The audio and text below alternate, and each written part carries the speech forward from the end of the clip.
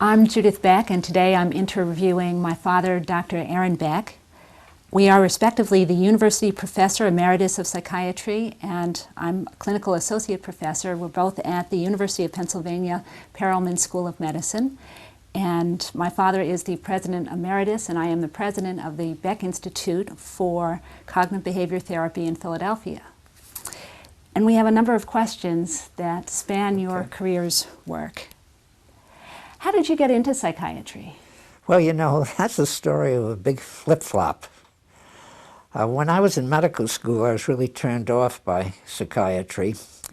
The chairman of psychiatry at that time had been a student of Kreplin, and he saw psychiatric patients as falling into one of two categories.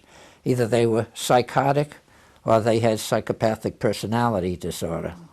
Psychopathic personality is what he called that, and neither were treatable.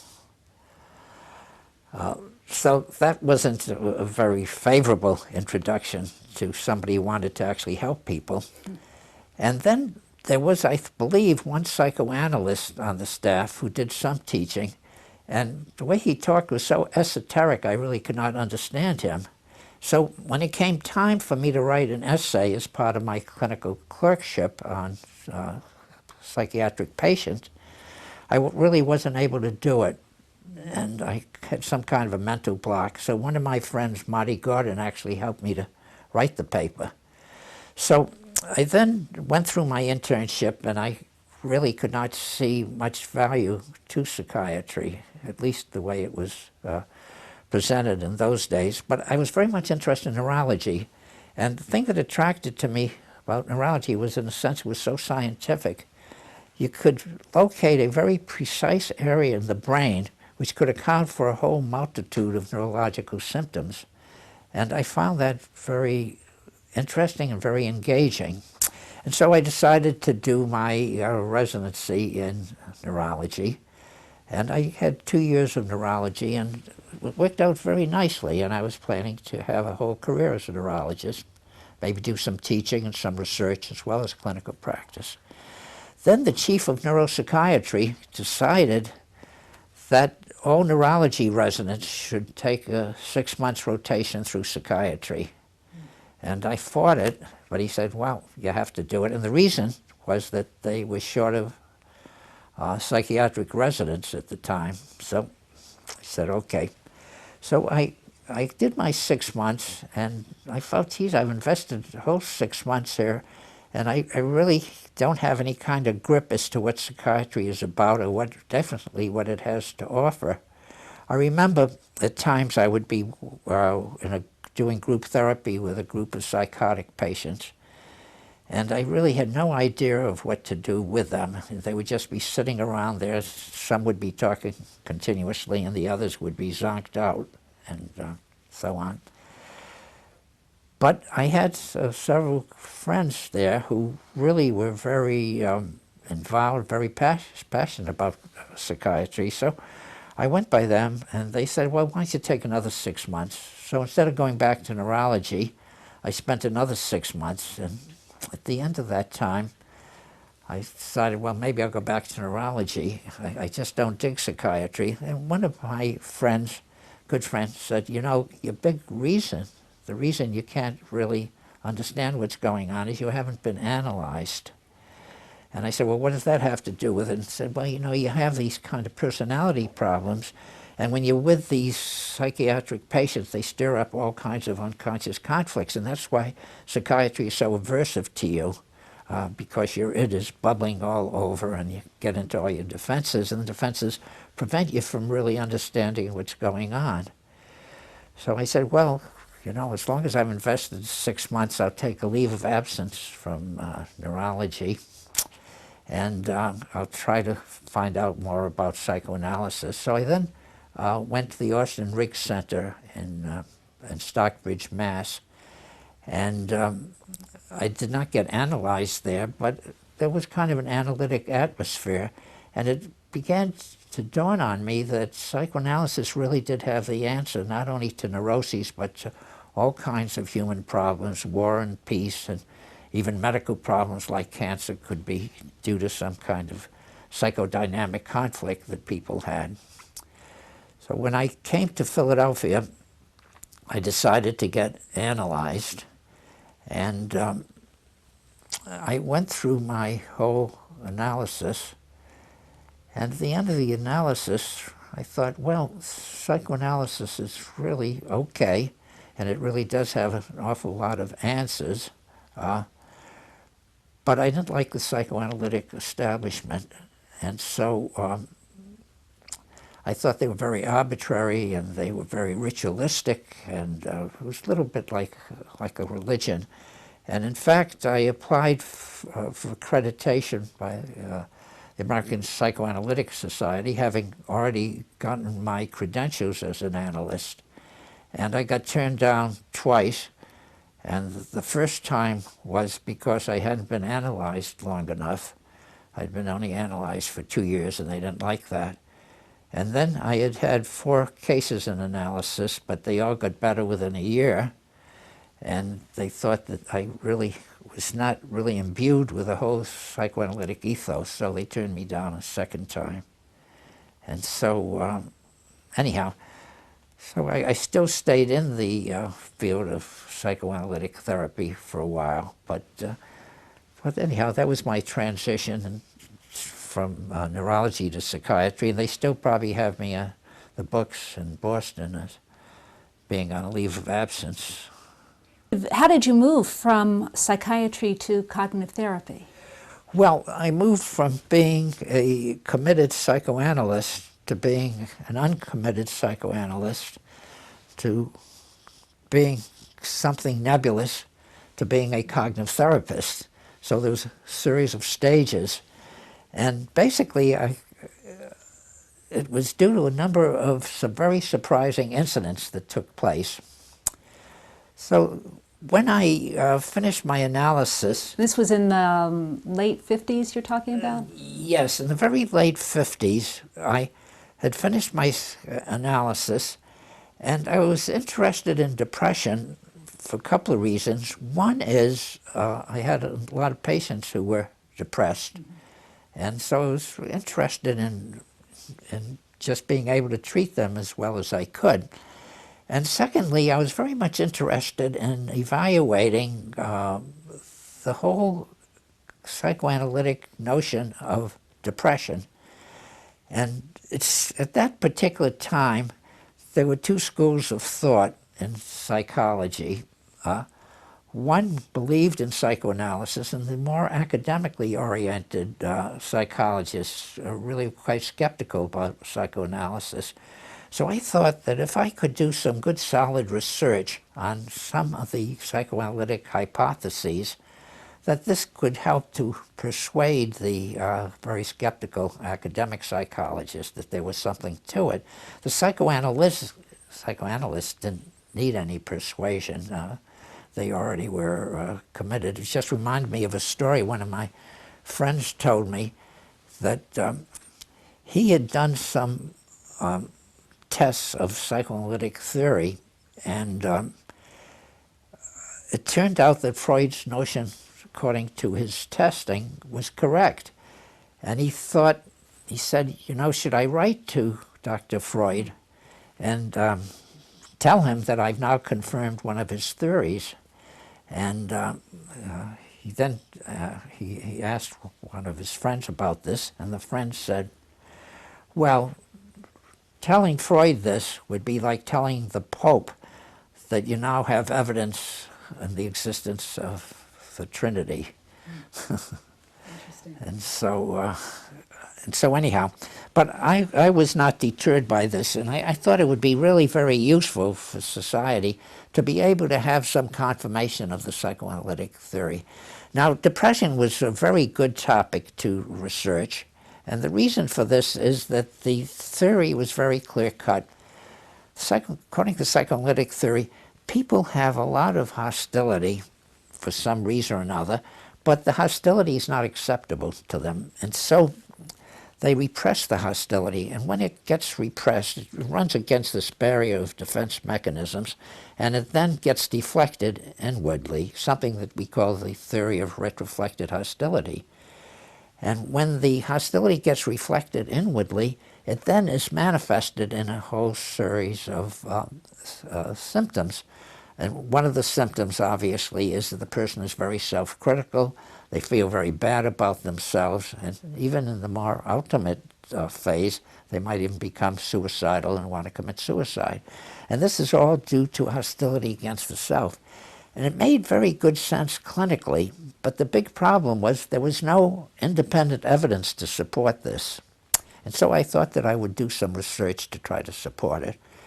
And where to look for support becomes the question. Well, it occurred to me that if I could look at the dreams of my depressed patients and compare these with the dreams of non-depressed patients, I could look for the evidence of a hostility in the dreams, and I could then get into the unconscious. As you know, the dreams are the royal road to the unconscious. So I worked with a psychology graduate student by the name of Marvin Hervich. We prepared a manual for grading the hostility in the dreams, and we went through the usual scientific comparisons and statistical analyses and so on, looked at the dreams of the depressed patients, and after we did all the analyses, to my surprise, that was surprise number one, the dreams of the depressed patients showed less hostility than the dreams of the non-depressed patients. And so this was really a puzzle, and it would seem to not really support the hypothesis, but that didn't seem to be possible, so we started to look for other explanations. Then when we looked at the dreams again, we saw that there was a peculiar feature of the dreams of the depressed patients, and that was that the depressed patient in the dreams was always the subject of some unpleasant occurrence, that they would be rejected, be abandoned, depreciated, desolated, diseased, whatever. And this seemed to be a current that ran through all of the dreams of the depressed patients. One of the patients, for example, would have a dream of going to a formal dance and would discover that she only had shoes for the left foot. Or somebody would be in a desert and would put a nickel in a Coke machine in the desert, and all that would happen, they'd get fizz. So Marvin and I talked about this, and then the light bulb flashed in my mind, and we thought, well, there's still the unconscious hostility, but the way it's showing up in the dreams is that the patient has a need to suffer. And the need to suffer is then being expressed in these negative dreams. And so we called this the masochistic dreams. And we published a paper in 1959 on masochistic dreams in depressed patients. And so it looked here as though I did have some validation of the psychoanalytic theory. However, I did want to get some independent confirmation of the whole masochistic theory. So we did several other studies which should show that the depressed patients have a need to suffer. But when we did these studies, they were nonverbal studies, experimental studies of various types, that far from having a need to suffer, the depressed patients would show a need for being reassured, for getting affection, for getting praise, and so on. And so if there was any motivation, it seemed from these other studies that the motivation was not to suffer, but to get positive reinforcement of some type. And so this was the second surprise. So when I then started to rethink this, it occurred to me that maybe I should take the dreams at the face value. And instead of seeing the dreams as being motivated by some unconscious drive, I could see the dreams as simply a representation of the way the patient perceives himself or herself and the way they perceive their experiences, and that this could be the rock bottom. And so I started to look around, and I saw that in the literature there was some work done on what was called cognition. And so I started to think, well, maybe there are certain thinking processes that are involved, and the thinking processes in depressed patients take a negative turn. And so that was the experimental work that I did. And then I went on and did some more clinical work. And then how did you develop the theory and therapy of depression? Okay, so over here now we have the beginnings of my theory of depression, because I'm already starting to think that depression is related to cognitive processes. But that was only one piece of the action.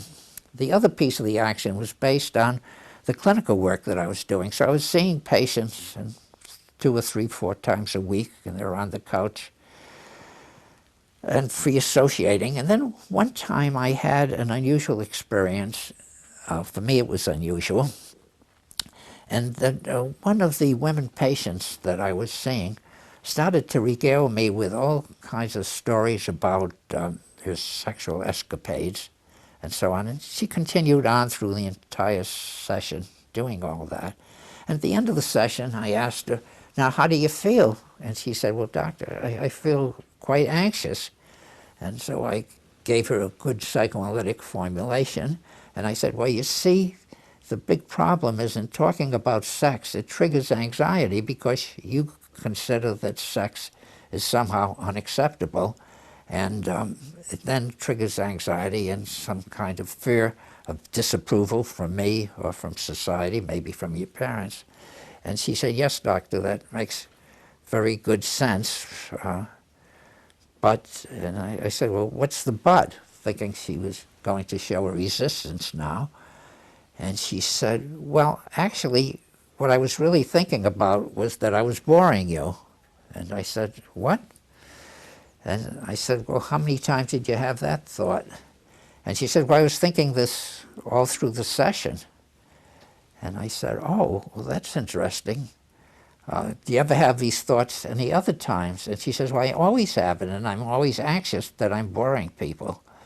So then another light went off in my head, and I started to think, this seems to be totally contradictory to the way I was thinking, because what she is doing is she's reporting having some thoughts that don't fit into my theory, and it's these thoughts themselves that seem to be stirring up the anxiety, not the sexual material, but it's these thoughts, and the thoughts have to do with self-critical thoughts.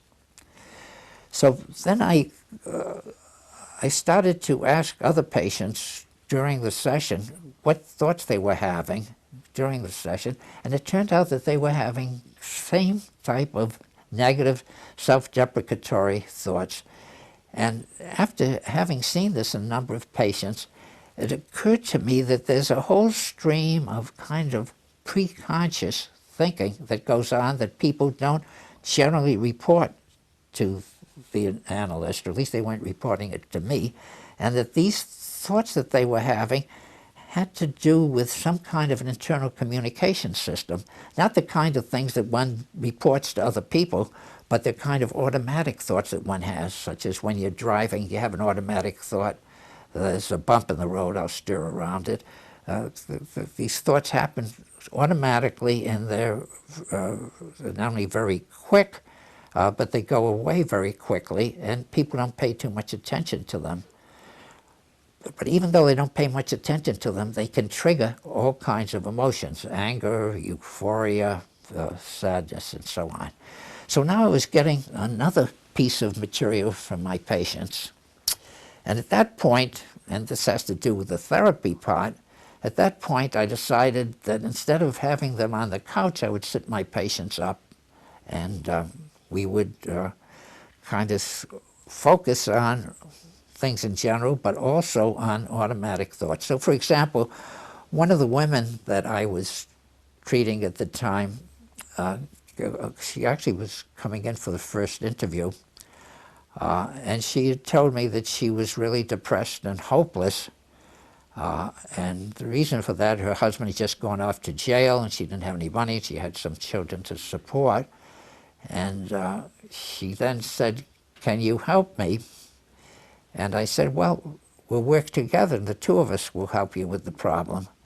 And I then saw a shadow go across her face, and I went on to another question. And I came back, and I said, you know, you look kind of sad when I made that comment that we'll work together on this. And I said, the key cognitive therapy question, which is what was going through your mind just then?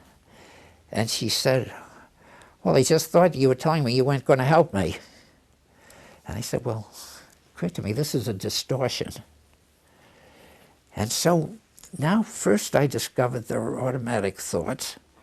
And this was like the thought that she had, the flash thought I wasn't going to help her, but also was a misinterpretation. And so as I collected more material, I found that these patients were misinterpreting what I had to tell them quite a bit. And eventually I noted that the misinterpretations fell into a lot of categories. One was called selective abstraction, one I gave that name to, where they would take one little element and then see everything through just that one little element. Like one little mistake would seem to them to represent everything. Related to that was overgeneralization, and then I noticed they tended to have dichotomous thinking, that everything was either good or bad, up or down, and so on. And so I started to see that there were a whole series of cognitive distortions that were taking place, particularly in patients who were depressed. Now I put everything together. So from my research work, I was getting the idea that depressed patients had a negative representation of the self, as indicated in the dreams. And then I saw that they were having cognitive distortions. And so I got the notion that people had negative beliefs, and the negative beliefs would act as a kind of prism, and it would block out positive things and only allow in negative things. And it was also a warped prism, so that the interpretations that people would make of what was going on were distorted. So now we have the representations and we have the distortions, and then the question is, what do you do about it? Well, at that particular time, I became aware of the work of Albert Ellis, and Ellis had actually come before me in terms of seeing the relationship between people's thinking and their affect, or their thinking and their behavior. So he had already written a book on this, and he had developed a therapy, which he called rational motive therapy.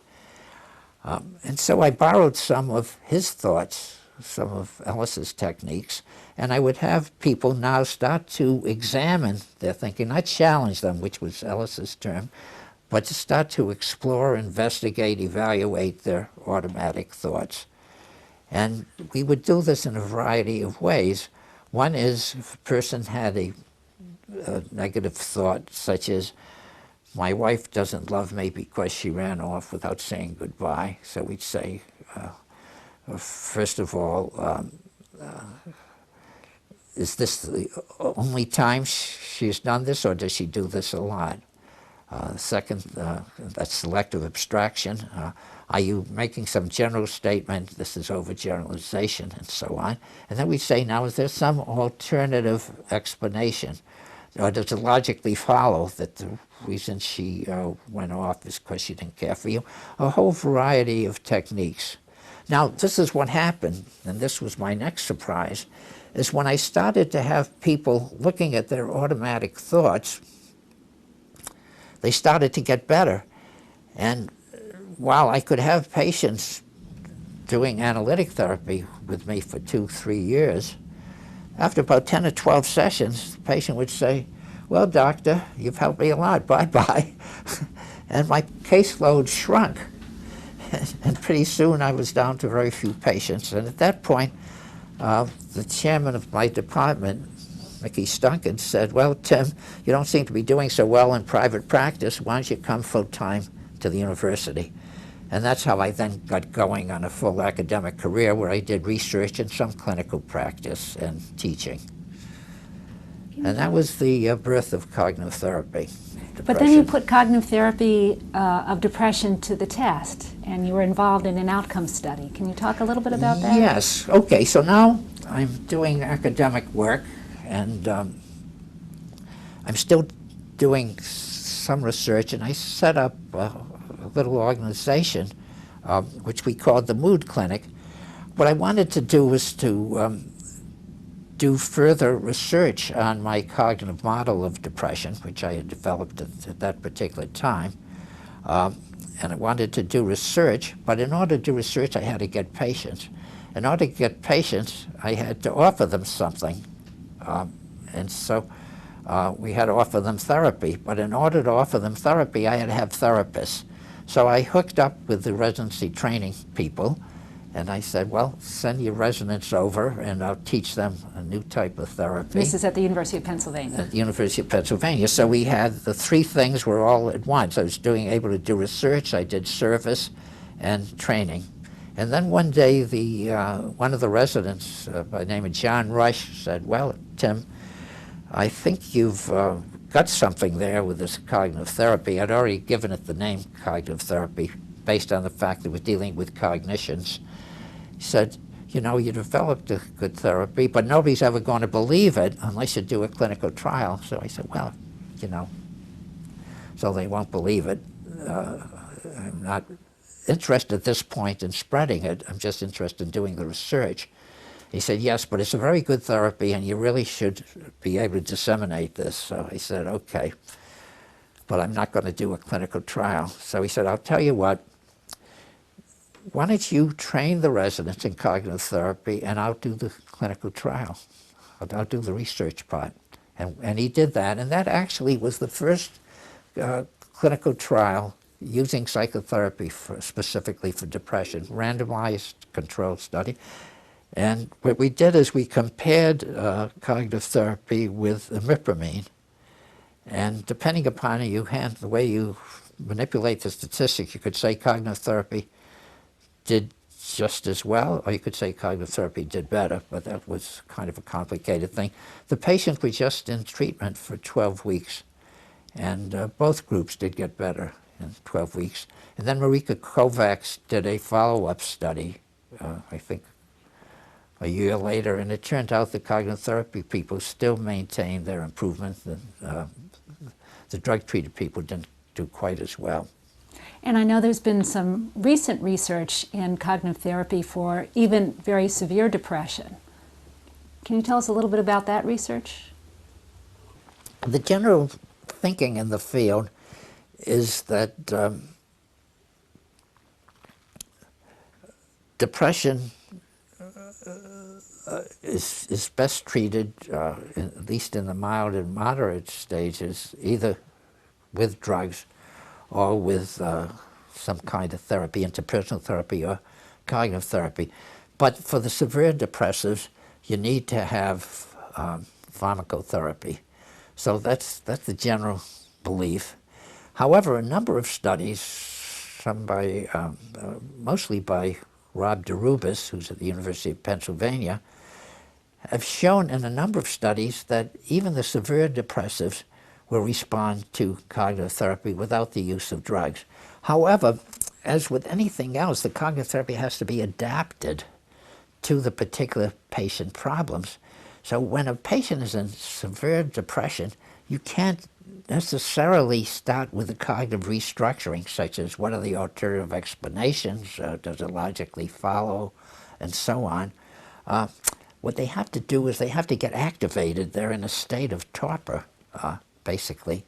And by getting them activated, then you can help to neutralize their negative beliefs about themselves, such as, I'm useless, worthless, I'm never going to get better, and things are only going to get worse, and so on.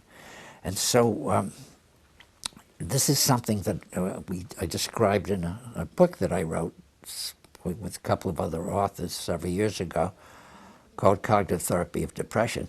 So we use what's called behavioral activation, and that consists of giving the patient a whole series of activities and have them rate the activities.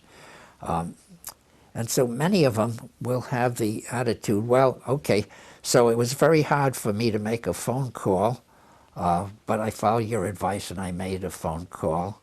But what does that matter? No, anybody can make a phone call. And then you say, no, but that's a mastery experience, because for you, making a phone call is very difficult.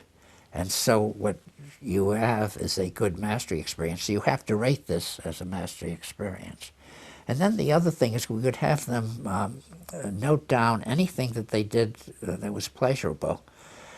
Ordinarily, if you ask a highly depressed patient if they had any pleasurable experiences during the week, they will say no. But as it happens, if they go hour by hour, they do have pleasurable experiences, but they don't remember them. And so what we try to do is to get this really indented into their minds, that they are having pleasurable experiences and that life is not as unpleasant as it seems.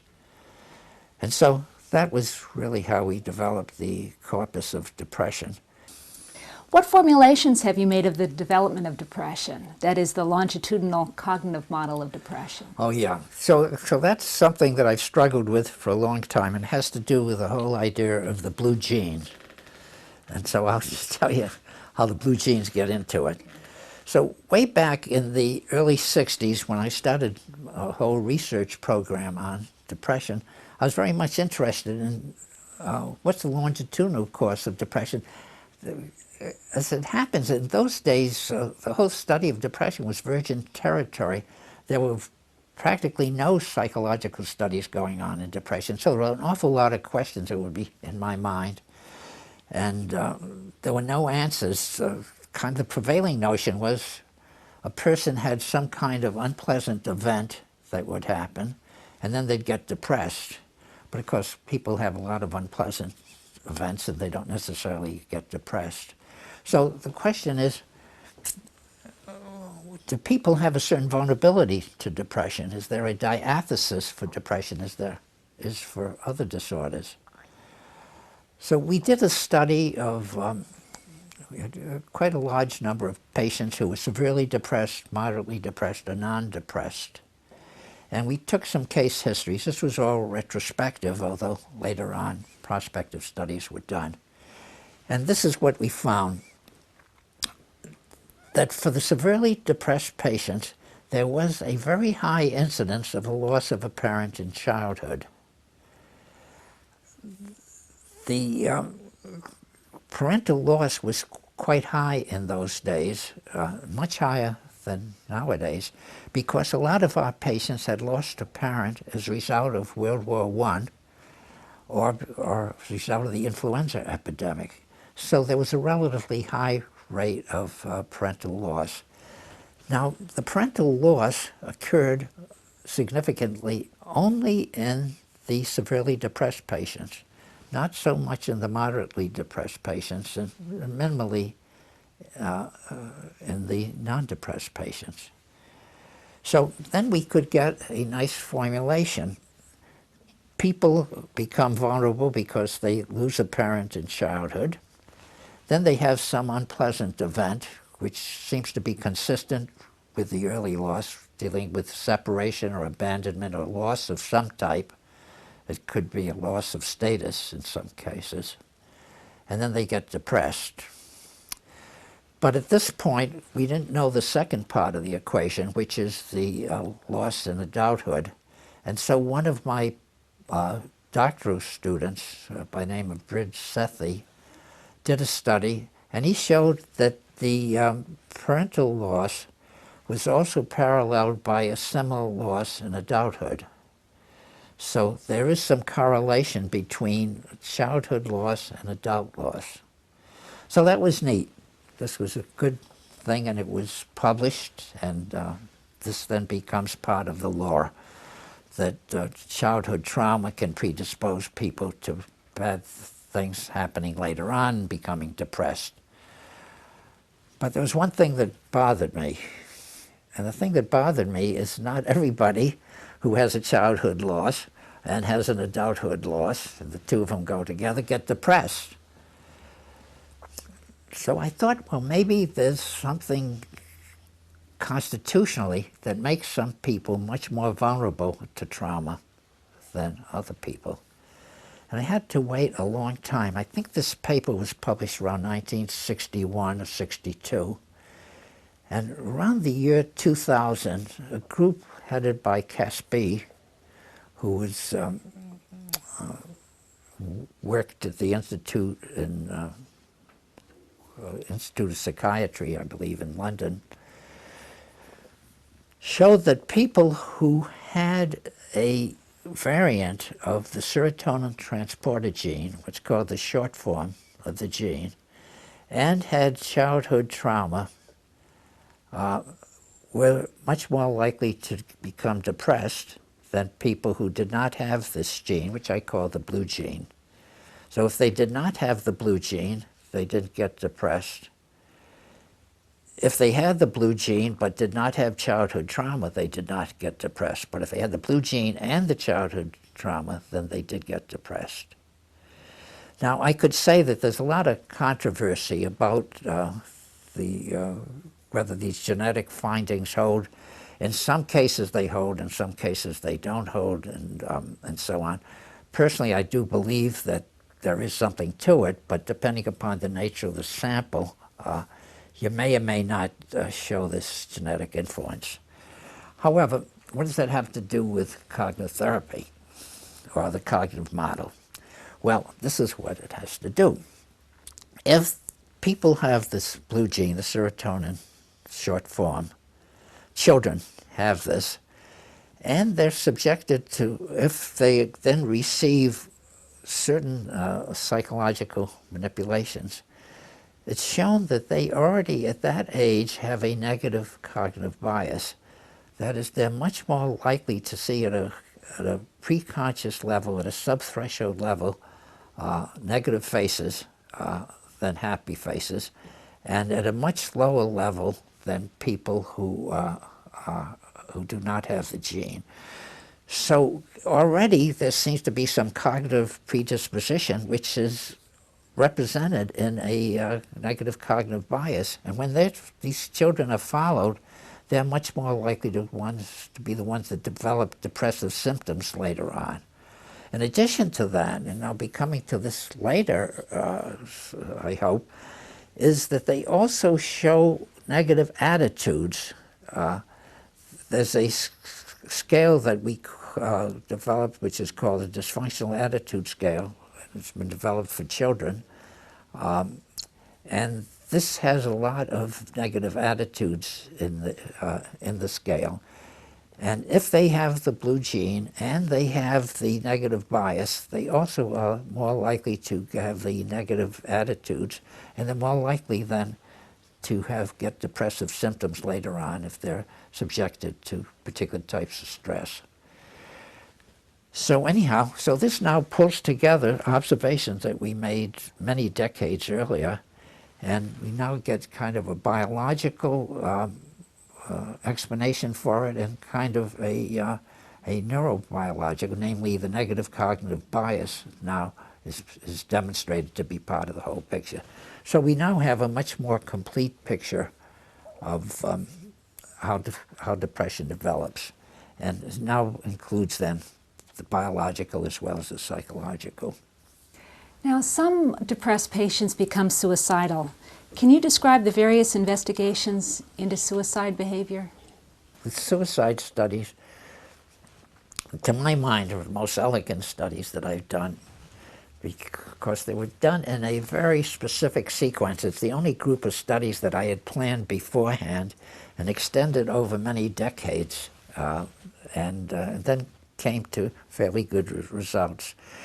So when I first started my suicide work, there was very little in the literature that cast any light as to what happens with suicidal people, and very little on how to treat them. However, in my work with depressed patients, I did make the following observations: that if they were suicidal, they had a very high level of hopelessness. They would see the future as something painful and unending and unendurable, just extending totally into the future. So I made the observation that there was a connection between their depression, their hopelessness, and even if they weren't very depressed, if they were high in hopelessness, even if their major diagnosis might have been anxiety, if they were high in hopelessness, they were far more likely to be suicidal.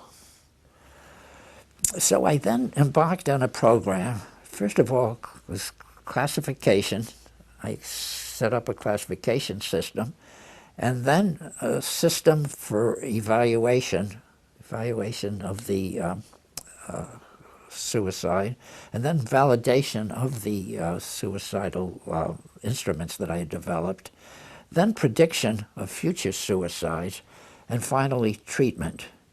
So the classification came about like this. The NIMH, National Institute of Mental Health, had a task force on classification of suicide. At that particular time, all types of suicidal behavior were kind of lumped together. People who thought about suicide were lumped together with people who actually attempted suicide, and they were lumped together sometimes with people who actually killed themselves. And so we set up a classification system. We talked about suicide ideators, people who think about it and who have a wish to do it.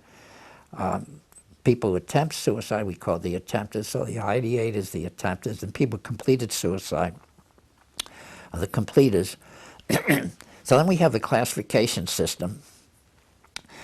But there was no way at that point of assessing the degree of suicide ideation, either people who are just ideators or people who are attempters, and then measuring the degree of suicide ideation of those who had completed suicide, where we'd have to get the information not from the patient, obviously, but we could get the suicide ideation from the family.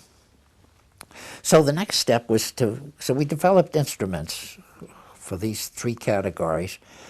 We then found that there was a definite correlation between the degree of suicide ideation and the likelihood that the person would make a suicide attempt.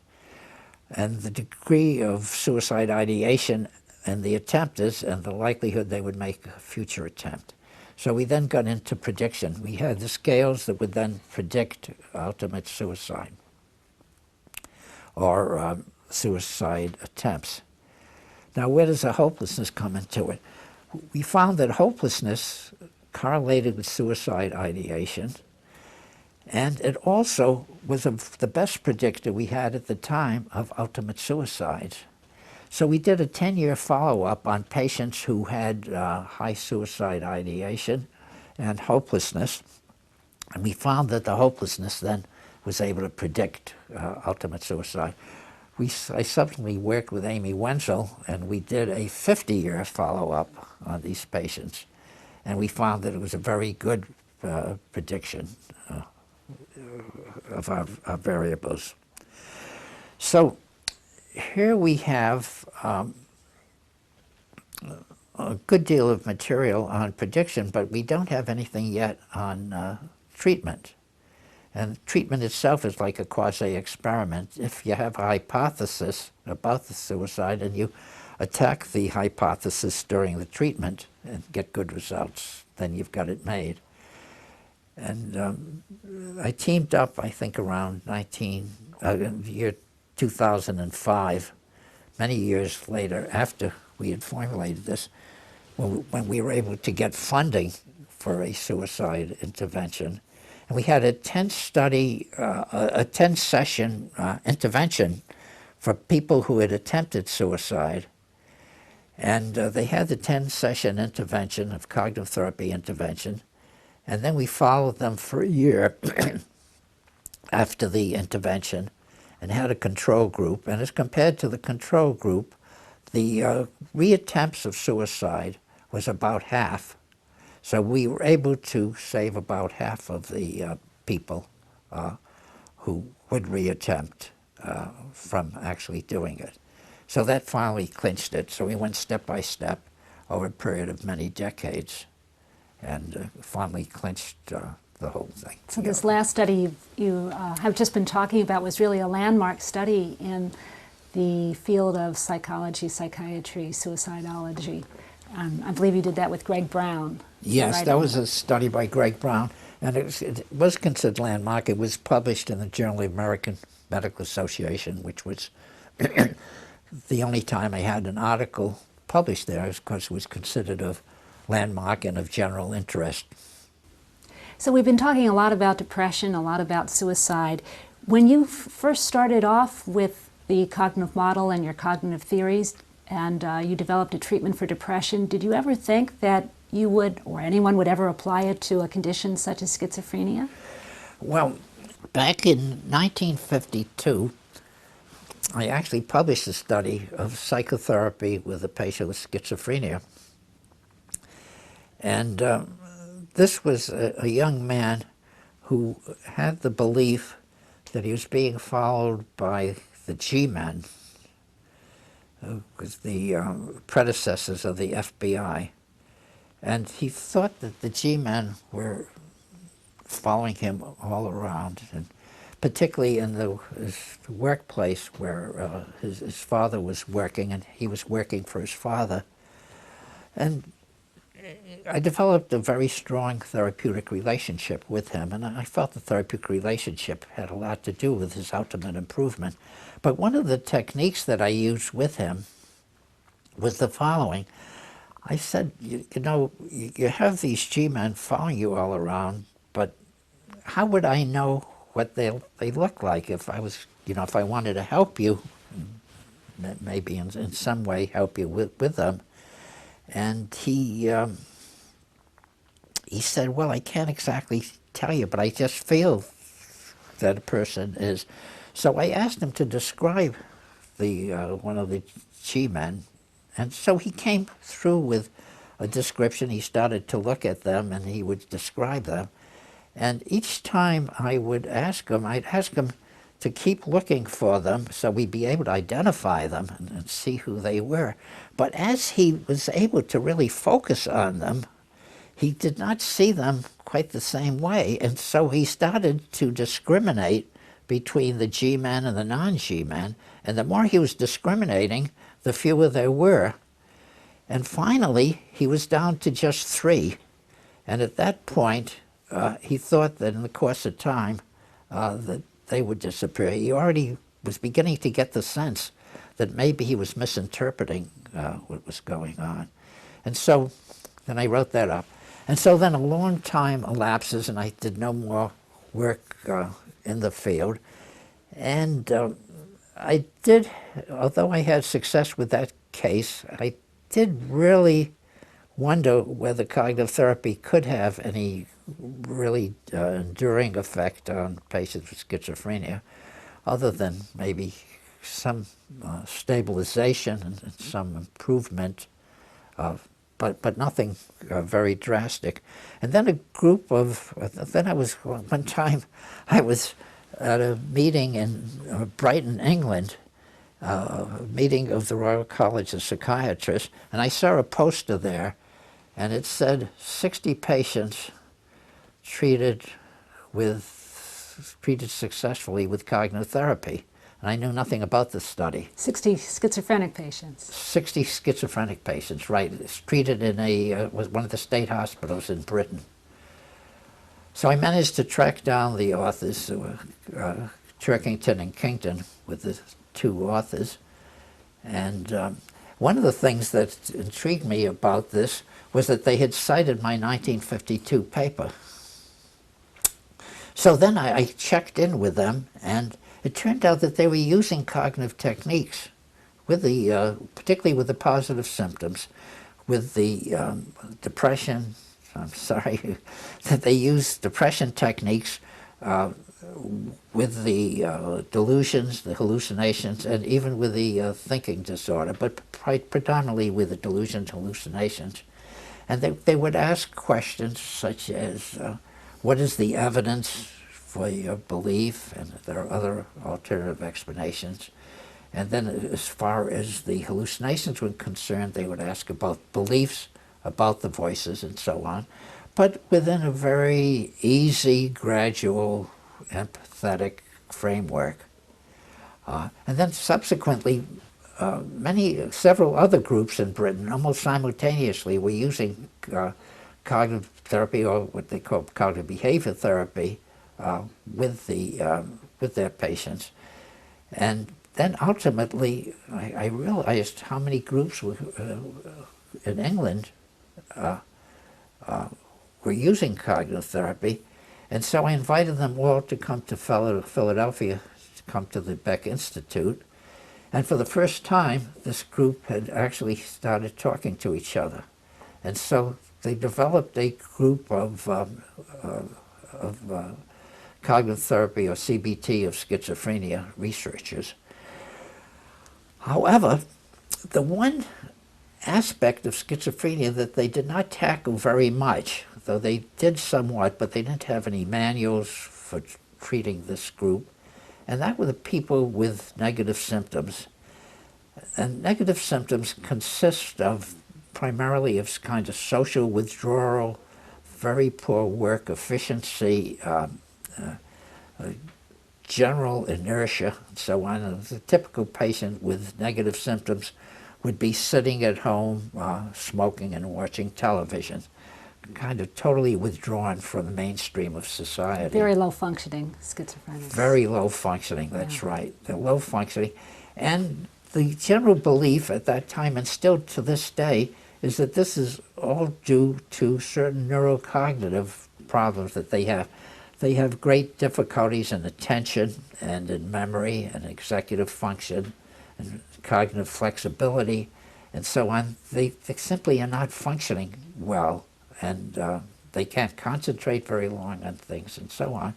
And there's actually a very good correlation between this neurocognitive dysfunction and the behavior that they show. But that didn't strike me as plausible. There may be a correlation, but I could not see where a difficulty in concentration would necessarily lead to a person withdrawing socially and not being able to do anything at all, and not doing anything. So it occurred to me there's a missing link, and the missing link has to do with motivation. The reason they have withdrawn this way, in a sense, wrap themselves up into a cocoon, is that they've given up. And if they've given up, then they're not motivated to do things. So they might have a hidden capacity that goes way beyond what they're actually showing. So the question is, how do you tap into that hidden capacity? Well, first we had to find out what is behind this loss of motivation. Why are they just seemingly complacent about their condition? So we developed a number of scales, and I worked with Paul Grant on this. And one scale was called the Defeatist Attitude Scale, which has to do with performance inhibition, you could say, or performance disability. And there are attitudes there such as, there's no point in trying anything because I'm only going to fail, or failing at one point, failing at one thing is the same thing as failing at a lot of things. So we developed that scale. We then did a study, and what we showed was that the defeatist attitudes were a mediating variable between the neurocognitive and the actual performance. That is, if you put into the equation the score on the defeatist attitudes, what it does is it soaks up much more of the variance than does the neurocognitive in terms of performance. So now we see that defeatist attitudes are a very important part of why they're not performing.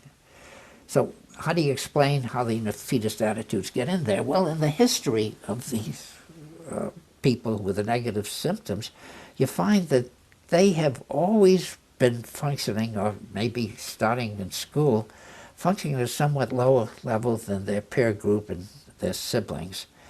And in the course of time, they have a series of failures, and they feel disappointed in themselves, and their family's disappointed in them.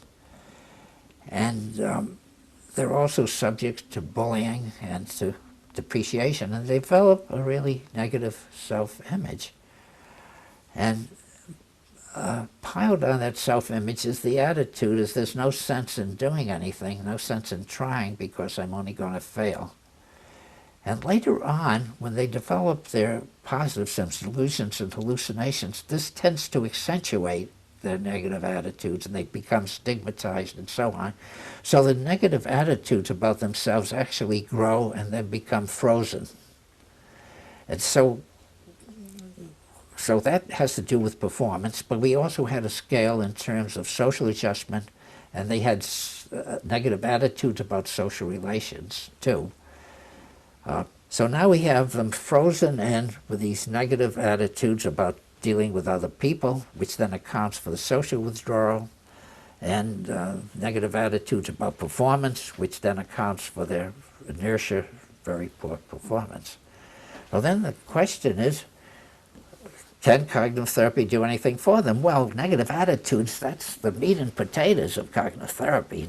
Nothing you like more than negative attitudes, something we call the schemas.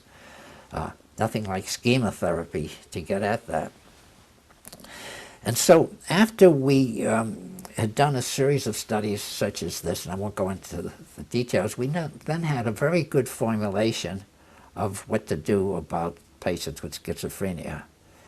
And at this point, when we had the formulation all prepared, and Paul Grant and I and two other people actually wrote a book on this whole topic, we then felt prepared to do a study. And we checked around with other people, and people say, well, you're never going to be able to get funded because nobody's going to believe that cognitive therapy can help these people. And so I managed to get funding from a variety of smaller sources, and we started a study, and we had 30 patients in the cognitive therapy group and 30 in got treatment as usual. And so we applied the cognitive therapy techniques of dealing with the negative attitudes, giving the patients a lot of positive experiences. Now, I had to draw on what I talked to you earlier about behavioral activation. We had to use a lot of behavioral techniques in order to get the patients to see themselves in a different light. And there was nothing that succeeds like success for these patients. And so we would do video games with them, go for walks with them, and so on, and get them to, in a very subtle way, to have a series of positive experiences which in themselves would neutralize the negative attitudes that they had. And at the end of therapy, we found that the patients in general improved a whole order of magnitude beyond where they were before. So if the patient had been at home, not doing anything, maybe get them into a supportive living condition, or maybe independent living, and get a part-time job or a volunteer job, and so on.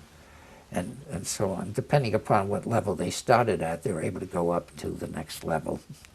What ideas do you have regarding the transdiagnostic approach that has become so popular recently?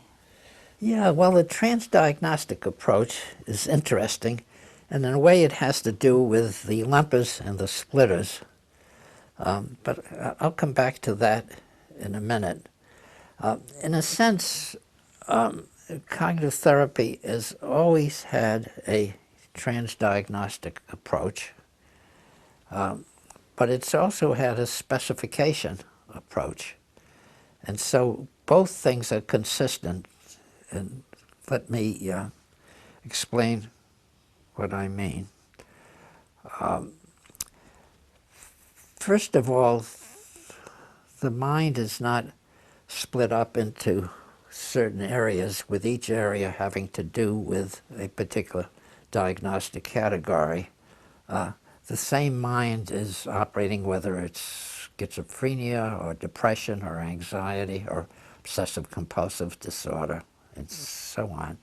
And so with each of the disorders, there's going to be some effect probably on different functions, different brain or mental functions, such as attention and memory and focus and beliefs and motivation and behavior.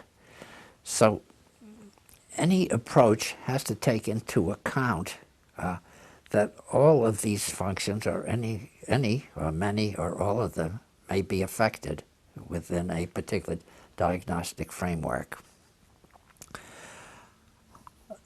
Now, the generic cognitive model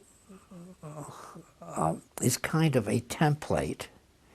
And given this template, one can look for specific features across any of the disorders and then look at what's actually specific for a given disorder. And many times when I've done a workshop, people would say, well, do I have to learn something new for each of the disorders?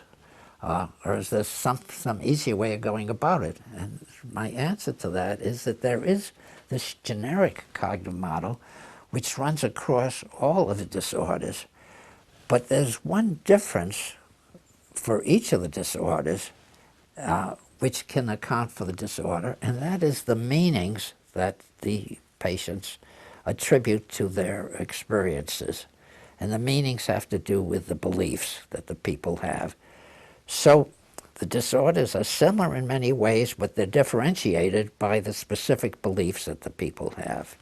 Now, the first person to deal with this was actually Albert Ellis, and he postulated what he called the ABC of mental disorders. A standing for activating stimulus, B for belief, and C for the consequences. And so if a person is exposed to a particular stimulus, let's say it's an alcoholic,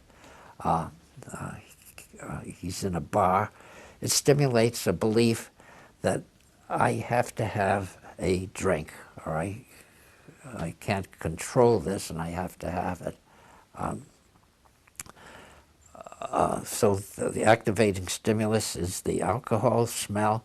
The belief is I have to have a drink, and the consequences then is that he has the drink. Now, I expanded that in my own work into the following. We still get the activating stimulus. The activating stimulus, though, is often internal as opposed to external. So it may be an internal activating stimulus, such as stomach rumbling, and you think my stomach is rumbling, that might activate the belief that I'm going to get colitis, or I'm going to get cancer of the stomach, or something of that nature. So it might be a physiological symptom. It can be a physiological symptom. It can be any type of sensation. I have a pain in the back, and that might trigger the belief that this pain is going to get worse. Any pain is a representation of severe pathology, and so on. If one has an addictive disorder, it could be simply the smell, or it could be white powder, which could, almost by a reflex action, stimulate the desire to take cocaine, and so on. So you get your internal activating stimulus, or it could be an external activating stimulus, such as a student receives a C on a report card. So then the next is a belief, and the belief would be, is in terms of the report card, that I'm a failure, I'm a total failure, I'm always going to be a failure, I'm going to end up in Skid Row. This is a belief. Now, what's important about the beliefs is that they attach meaning to a particular stimulus. So you get your activating stimulus, and then you get your reflex, which is the meaning that's attached to whatever the stimulus is. And then you get a whole sequence after that. And so you might get, in the case of the report card, you get anxiety or sadness. And then finally the consequence. In the case of the alcoholic, the consequence obviously is he has a drink. In the case of the student who doesn't do well, the consequence is that he gets sad and depressed and withdrawn and won't go to school or whatever. Now, for many years, this was the template that I used. But then it occurred to me that there's something else that's very important, and that's something I called attentional fixation. And this really struck me when I was dealing with panic patients. So now with panic patients, the activating stimulus may be something like any kind of somatic sensation or some kind of psychological sensation can be the trigger. And so it could be something like pain in the chest, or it can be a feeling of faintness, or a feeling of depersonalization, anything that seems to be a little bit strange or worrisome to the patient, and it will vary from person to person. Now, what happens next is that a particular belief gets activated, and a belief may very well be something such as faintness could be a sign of having a stroke, or it could be a sign of having a heart attack. And so the patient then gets the belief, oh, I could be having a heart attack, or I could be having a stroke, or I could be dying from this. And the patients actually do feel as though they are dying, as though they are actually having a heart attack. So the imagination starts to play a role in this. And a lot of these patients actually have images of these things happening to them. Had patients who even would have the image of themselves having the heart attack and ending up in a coffin, and they quickly get that image. And so you get the stimulus, you get your belief, which gives the meaning, and the meaning then can come out in an imaginal, pictorial form and just in a verbal form. And then the important thing is the focus. So the attention that gets focused on the stimulus, and the more it gets focused on the stimulus, the worse it gets. The more they think of the faint, the worse they feel. And then the consequence of that is that they then will go run to the emergency room, or they'll call somebody and get reassurance that this isn't happening. Now, through something that the learning theorists call reinforcement, positive reinforcement, as long as the patients go for reassurance, it tends to keep the cycle going. And so the consequence itself, then, the reinforcement or the reassurance that they get, tends to prevent them from working through the reality. Now, so the therapy then follows very logically from this little paradigm. So let's just say we get the stimulus of the activation, might be a pain in the chest, say. And of course, you do want to get medical clearance if you're actually working with such patients. But most of the time, the pain in the chest may be simply just in the rib cage. And you can reproduce this little pain in the chest. As people get these little pains lots of times, but they're not aware of it unless they're hypersensitive, hypervigilant. So you can reproduce the pain sometimes by just pressing on the chest. And so you give the patients a different explanation for what's going on. The people who feel faint may have something that's called postural hypotension, which means their blood pressure drops. And you can get them to stop the faint feeling by squeezing a rubber ball, say. And it isn't just getting it's not just a question of getting this thing to stop. It's trying to disconfirm this belief that they have. So you disconfirm the belief through cognitive restructuring. Now, another thing is I say they focus on the symptom. So another technique to use is to teach them to focus on something else. When they focus on something else, the panic attack tends to subside or go away. And sometimes if person's in the subway, let's say get them to focus on the advertisements over near the roof of the subway. And they say, well, suppose I'm in a classroom and I get this attack. And I said, one of the techniques I've used with my people is I told them, review in your own mind the names of the presidents, starting with George Washington. And some of these verbal techniques will be enough of a distraction. It removes the focus away from the symptom that they're having onto something else. And when they remove the focus, the symptom subsides.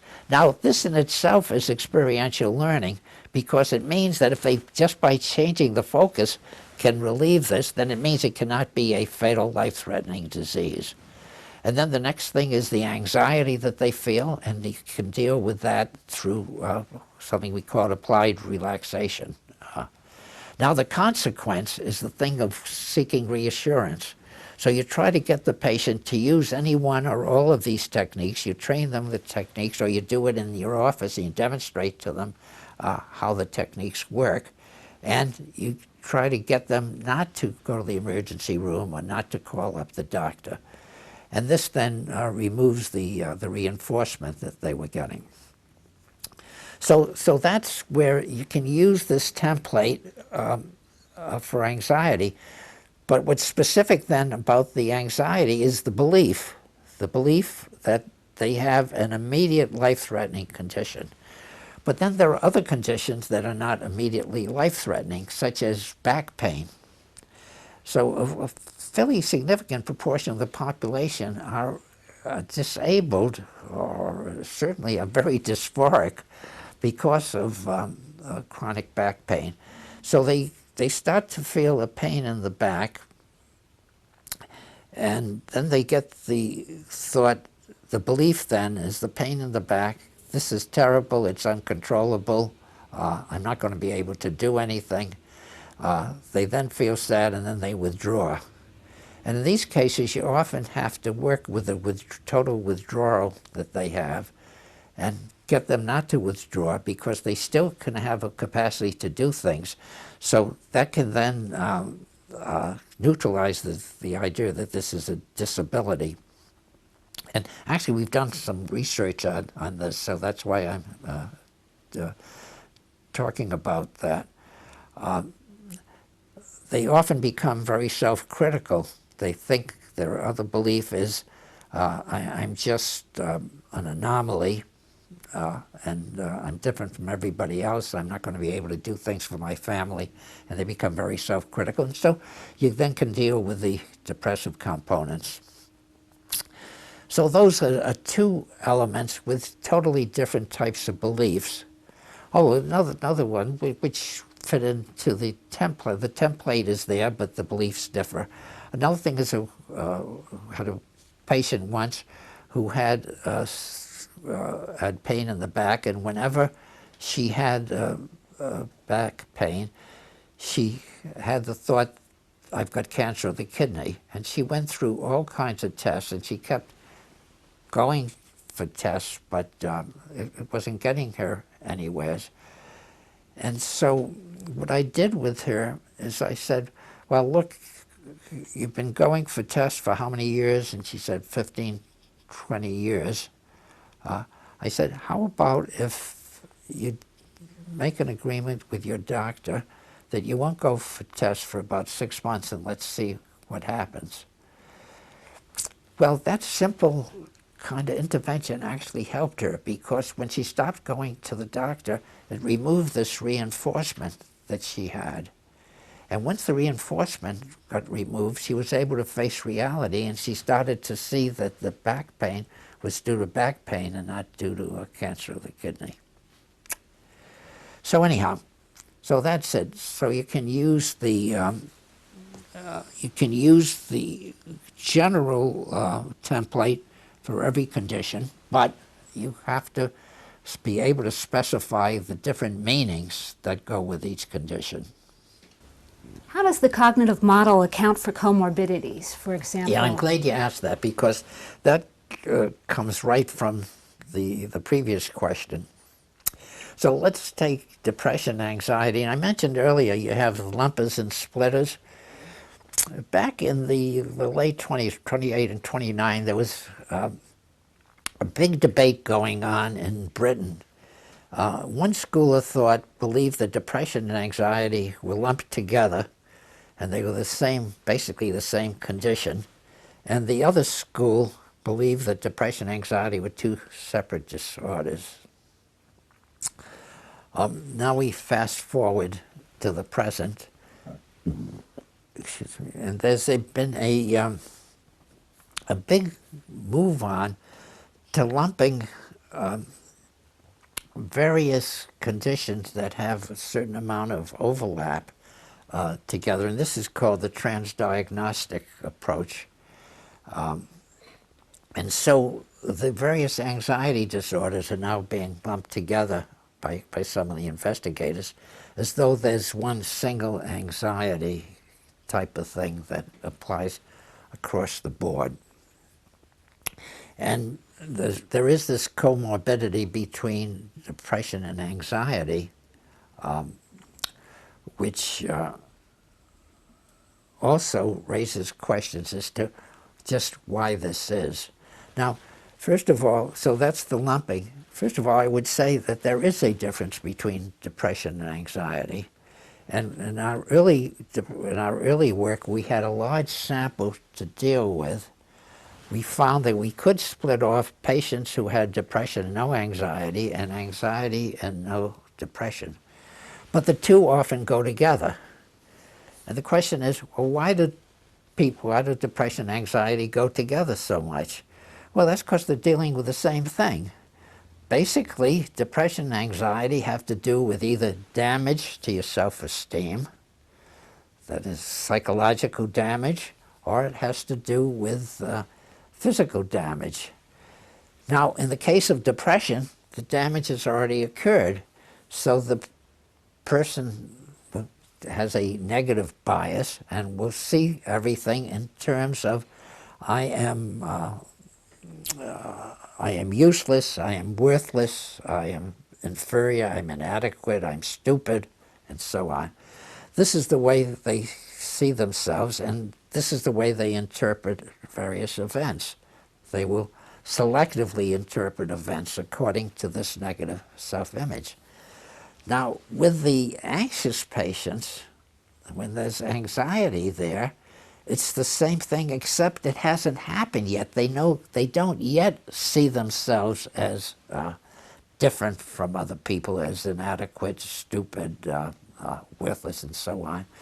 But they interpret future situations as possibly showing that. So a depressed patient in a social situation will think, I'm out of it. People see that I'm useless and I'm worthless and so on. The anxious patient will think, I'm in this social situation. If I stick my neck out, I may be shown to be worthless, stupid, inadequate, and so on. So they're afraid of something that may happen to them. They have anxiety about what may happen. They're vigilant about what may happen. But with a depressed patient, it's already happened, and when they think of the future, they always think of the future in terms of something that will definitely happen. Now, to be a little bit more specific, so you know that people have a tendency to catastrophize, to think of the worst possible thing that could happen. So we did a study in which we asked people to have images of the worst possible thing that could happen to them in particular situations. So we had depressed people who were high in depression and people who are high in anxiety. Now, the people who are high in depression would attribute a very high probability of their, say, ending up on Skid Row if they had some kind of loss of money or a job problem. You give the same scenario to the anxious patients, and you say, what's the worst thing that can happen if you lose your job or you lose your money? And they also see themselves ending up as Skid Row. But when you ask the anxious patients, what are the probabilities of this happening, they'll say maybe 40%. If you ask the depressed patients, what's the probability, they say 100%. So the anxious patients still see this as a possibility in the future. The depressed patients see this as a certainty. So what you're having then is between depression and anxiety, you're going to have people who may fluctuate from time to time in terms of how much they believe that they are inadequate, or how much they believe that they might be shown up to be inadequate. And so they could have depression and anxiety going on at the same time. Or another way of looking at it is there are depressive schemas and there are anxious schemas. And the two sets of schemas are very close in terms of content, one having to do with the future, the other having to do with the certainty of the present. And since they overlap somewhat, it's not surprising that people would have both.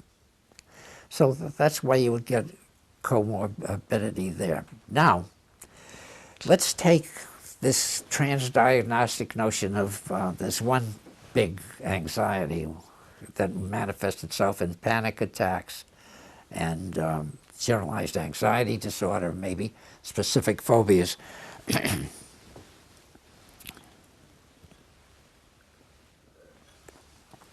For example, a patient may have, a particular patient may have social anxiety, that is, feels anxious in social situations, feel that, say, he's going to get looked down on, he's going to be perceived by other people as awkward and inept and not socially desirable, might have a tunnel phobia, might have panic attacks, might have panics, it might have public speaking anxiety. So it's true that a particular person may have any of these things or might have only one of them.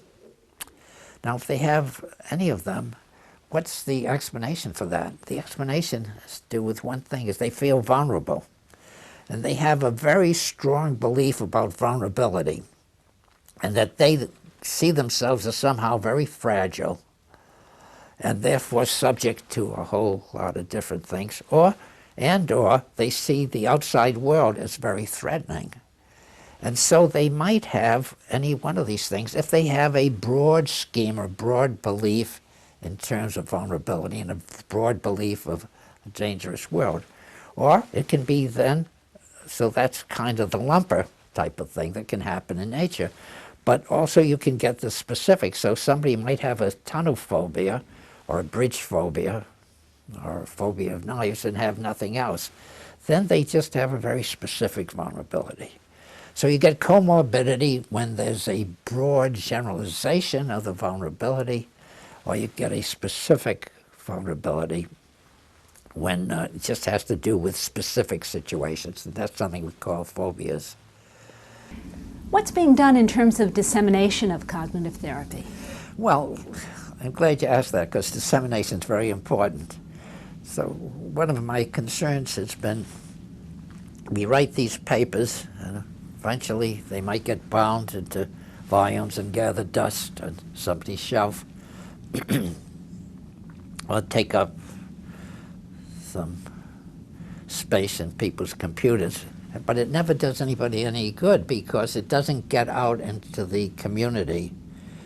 And particular individuals in the community that I've been most concerned about are the low-income individuals who, by and large, are not getting kind of up-to-date therapy. Mostly they're being treated by master's level therapists who have not already received any of the evidence-based training when they were in school. And so fortunately, we have a contract with the City of Philadelphia, with a subsidiary of the City of Philadelphia, which provides services at the various community mental health centers. And so we have been engaged for several years now in training these master's level therapists in cognitive therapy. And so it breaks down into two types of training, or three types of training. One is we've been doing workshops for them, and we've probably given workshops to well over 1,000, perhaps a couple of thousand of the therapists. And then we've been doing intensive training with weekly tape reviews. They send in their tapes, and the tapes get evaluated, and they're given feedback every week on the tapes. And they originally would get a year's training. We've now doing a study to see if they can reach competency at 6 months. And so their tapes are rated at the onset of their training, and then at the end of the training, and about 90% reach competency, and about 10%, and a certain percentage, about 10% don't or drop out. And so we've done very well in that. Now, the third type of training is a web-based training, where they watch for 26 weeks. They watch a computer-based program on cognitive therapy, and we're trying to see how effective that is. So that's one form of training. Now, there also are people, and many of them are actually at a doctoral level, postdoctoral level, who never received any training in the evidence-based treatments while they were in school, or they did not receive enough. There's also master's level people, similar to what I was talking about, who are in practice, who haven't received training. And so there are several research centers in the U.S. where they can get training, and this is very important. Now, for example, at the Beck Institute for Cognitive Therapy, we have a series of monthly workshops which include both the basics, and then other workshops are advanced. So that we do try to teach the basic tools to people who come to the workshop. And then we have specialty workshops, say, for children, or eating disorders, which is very important as a prevention, and schizophrenia, and so on. But our hope is that the therapist will also enroll in a year-long or a 6-month-long program. We'll get the same type of tape review that we have in the community, and so I think that's really important. And many of the people who've been through this training program have themselves become trainers and will train other people. And so we've had people from all over the world. And one of the interesting things is that the greatest interest actually comes from the Islamic or the Muslim countries, where cognitive therapy, for some reason that I don't know, seems to fit better with their culture than certainly psychodynamic therapy does. In any event, we're interested now in not only spreading it out through North America, but throughout the world. And so far it's been very successful. And there are some places, such as Australia and New Zealand, where cognitive therapy isn't the dominant therapy. From what I hear, it's the only therapy that's being used. And recently, we've set up we're in the process of setting up a program in China. There's already been a large amount of dissemination through Asia, through places like South Korea and Japan and Singapore and Hong Kong. And so it's moving there. But the other problem is this. Nowadays, the insurance companies do tend to favor the evidence-based treatments. And so a lot of people are calling themselves cognitive therapists. And when you go to workshops and we ask, how many of you actually do a problem list or set an agenda at the beginning, how many give feedback, and so on, it turns out that they're not really doing cognitive therapy.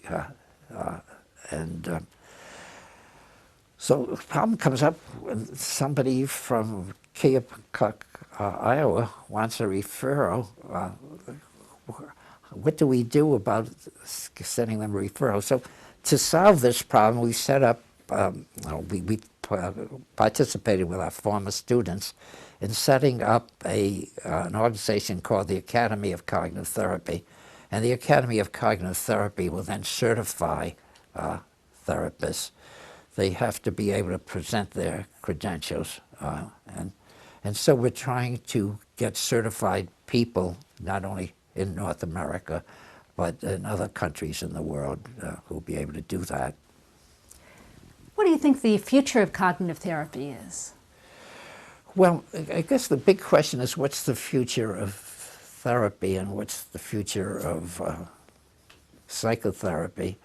So as far as psychotherapy is concerned, I think the future is going to really depend on therapies that are, and maybe one therapy in the future, everything will come together, which will be based on science. And by science, I mean the following. There has to be a science of psychopathology. And the science of psychopathology has to be based not only on a whole series of hypotheses, but these hypotheses have to be confirmed. So it has to be an empirically based foundation. Then the therapies have to be at least consistent with the theory of psychopathology. And ideally, they should be derivable from the theory, from the evidence-based theory. Then the therapies themselves do have to, not only they have to be derived from the theory, which then gives you the template, as I mentioned earlier, but the therapies themselves have to go through validation. Now, there are also other forms of treatment. There are a variety of biological treatments, not only pharmacotherapy, but there's transcranial magnetic therapy, and so on. So the question is, what therapies are best for individuals? And Rob DeRubis has been doing some work trying to show that certain psychological configurations seem to best predict people's response to either pharmacotherapy or to cognitive therapy, so that there can be a degree of personalization in the future. But there's another type of personalization, and that has to do with the genes.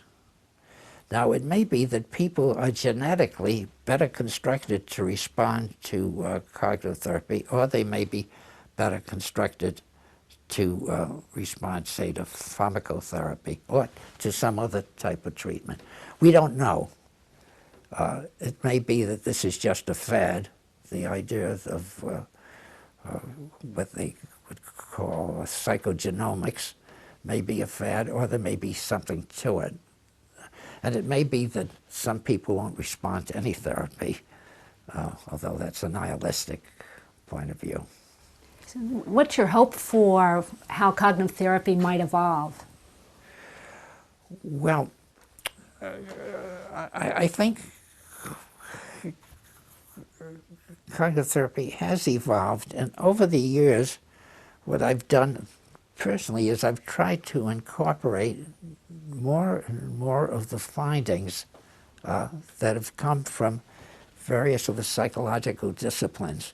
And so I've been quite influenced, say, by cognitive psychology and social psychology and experimental psychology. And all of these disciplines have findings that are relevant to what I would consider the general theory. And so I think as there are new findings in psychology, it's going to be reflected in an expansion of the theory behind cognitive therapy. As far as the techniques are concerned, a lot of what techniques are used really depend upon what the therapist is comfortable with, what the therapist has learned, and also the responsiveness of the patients. It's probably ideal for the ideal therapist if he has a number of approaches. And so with some patients, for example, that I've treated in the past who are very intellectually oriented and they're very much interested in causation, we can achieve a lot of the cognitive restructuring through talking about childhood experiences, let's say, or showing the relationship, not talking about them, because talking about them doesn't do any good, but trying to show the relationship between childhood experiences and what their particular problems are right now, how the images that they developed as children are now producing the kind of cognitive biases that are going on now. So to get back to your question, how do I see it evolving? I see it as using more and more of the research that's going on and then incorporating the research into the whole corpus of cognitive therapy. How does cognitive therapy view the therapeutic relationship? Well, I used to think, for many years, even decades, I used to think that the therapeutic relationship was a crucial vehicle, crucial part of the therapy. And it's a little bit like a surgeon using anesthesia. The anesthesia is essential in order to apply the techniques. Way back, I remember having debates with Jerry Frank, who was a big believer in the curative power of the therapeutic relationship itself. I felt at that time, and still do today, that the technical aspects are really crucial, but that the therapeutic relationship might be, is an extremely important facilitator for being able to deliver the particular techniques. But recently, there have been a number of different delivery systems that have been discussed, and the different delivery systems also seem to be effective. Now, the most important work in this area has been done in Britain, and there the British clinicians will use what's called either low-intensity or high-intensity interventions for their patients. Now, low-intensity interventions are used, let's say, for mild or moderate depression. And with low intensity, there may not be a therapist involved at all. The patients may be given bibliotherapy, they might be given computer therapy, they may be given instructions about various mental health organizations they can go to for education and so on. The high intensity, of course, would be relevant to having a therapeutic alliance. Now, there's also, so that's one question, one point is that therapy can be delivered successfully through methods that do not involve a therapeutic relationship. Although I've been told that even people who have one of these computer programs for therapy develop a relationship with the computer or with the therapy, with the therapist kind of who's written the program. So they have kind of a remote relationship. Okay, now there are two things about the therapeutic relationship itself when it does go on. One is, although originally I felt that it was essential for the patient to be warm and empathic and kind of tuned in to the patient's feelings, and that this was really that a warm, empathic, supportive relationship was critical to getting better. I found that after a certain period of time working with patients, there were some patients who did not want this kind of nice bedside manner. What they wanted was, they wanted to know what the tools were. They would apply the tools. They'd come to the sessions. When the session was over, they would be pleased to leave at the end of the session. They would do the homework very thoroughly. They got better very fast. They had no great affection for me. They were satisfied with the therapist and they went their own way. And then there were other people for whom the therapeutic relationship was very important, and they would cling at the end of the session. They would make phone calls between sessions. And so I did a little research study, and we found that there are two types of people, roughly. There's the autonomous and there's the dependent. And the autonomous people do very well if you just give them the techniques, and they're not interested in anything else. And the dependent people are largely interested in the relationship, and you have to squeeze in the techniques as part of the relationship. So anyhow, so I imagine that it may be that the autonomous patients may do better with the other types of delivery systems that I mentioned. Now, there's a big school of thought that believes that the therapeutic alliance is the key thing. But again, getting back to some work done by Derubas, he finds that the therapeutic alliance does not come before the improvement, but comes after the improvement. Or to put it another way, once the patient starts doing the therapeutic techniques and develops certain of the skills and sees that the skills are effective, then the patient starts to feel that he has a working alliance with the therapist. So the whole sense of the alliance comes after the patient is actually going through and practicing the techniques.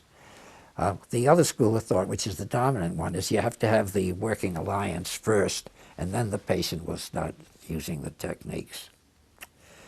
In any event, it's still an open question, and there are some patients who do get better just on the basis of